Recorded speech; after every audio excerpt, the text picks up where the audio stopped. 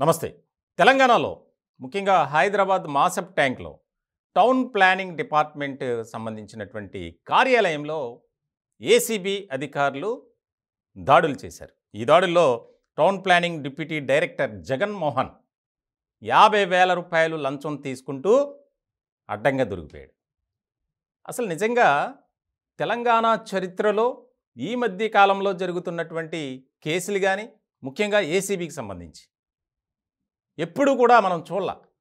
ఆ రకమైనటువంటి విధానంతో అధికారులు రెచ్చిపోతున్నారు. అంటే ఏ పని చేయాలన్నా, ఏ ఫైల్ మీద సంతకం చేయాలన్నా డబ్బు డబ్బు డబ్బు డబ్బులు ఇవ్వకపోతే పనే చేయట్లా. ప్రభుత్వం నుంచి జీతాలు తీసుకుంటున్నారు వేల రూపాయలు. అయినా సరే ఈ లంచాధికారుల్లో మాత్రం ఎలాంటి మార్పు రావట్లా. తాజాగా జరిగినటువంటి పరిస్థితి అంటే కార్యాలయంలో రెడ్ హ్యాండెడ్గా 50,000 ఒక చిన్న పర్మిషన్ పేపర్ మీద సంతకం చేయడానికి. చూడండి, మొన్నటి వరకు హెచ్ఎండిఏ మాజీ డైరెక్టర్ శివబాలకృష్ణ ఇంకా నడుస్తుంది వ్యవహారం. అది ఆదాయానికి మించిన ఆస్తుల కేసులో ఇంకా జైల్లోనే ఉన్నాడు. ఉద్యోగం కూడా పోయింది.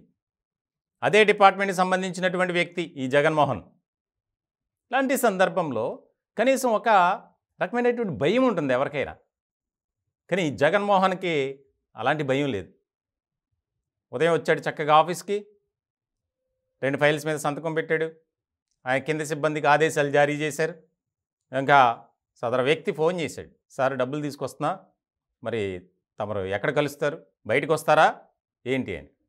లేదు లేదు ఆఫీస్కి వచ్చే జితేందర్, నీకు ఇబ్బంది ఏమి ఉండదు, నేను చూసుకుంటా అంతా అని 50,000 రూపాయలతో జితేందర్ రెడ్డి అనే ఒక వ్యక్తి ఏసీబీ అధికారులను తీసుకుని వెళ్ళాడు.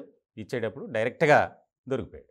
ఇంతకీ 50,000 రూపాయలు ఎందుకు డిమాండ్ చేశాడంటే, జితేందర్ రెడ్డి అనే ఒక వ్యక్తి ఒక బిల్డింగ్ నిర్మించుకోవడానికి అనుమతి కావాలి ఆ పరిధిలో.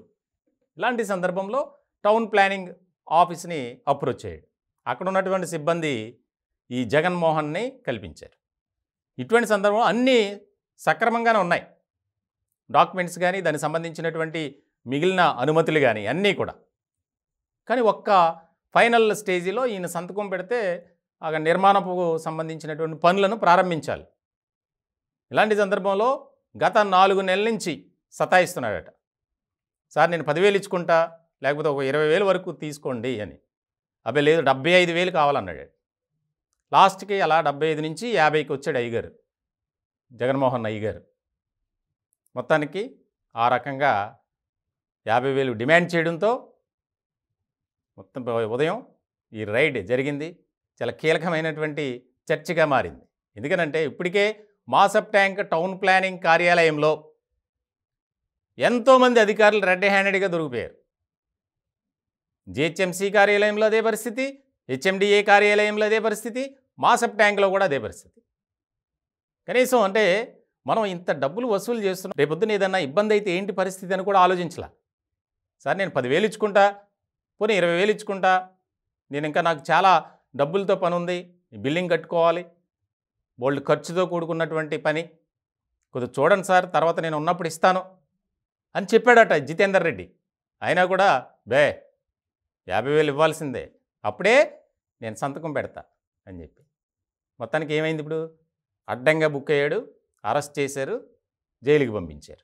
మొత్తానికి తెలంగాణ చరిత్రలో ప్రతిరోజు ఎక్కడో ఒక చోట ఏసీబీ రైడ్స్ అనేది జరుగుతూనే ఉన్నాయి. నిన్న కాక మొన్న పోలీస్ డిపార్ట్మెంట్లో ఒక ఎస్ఐ.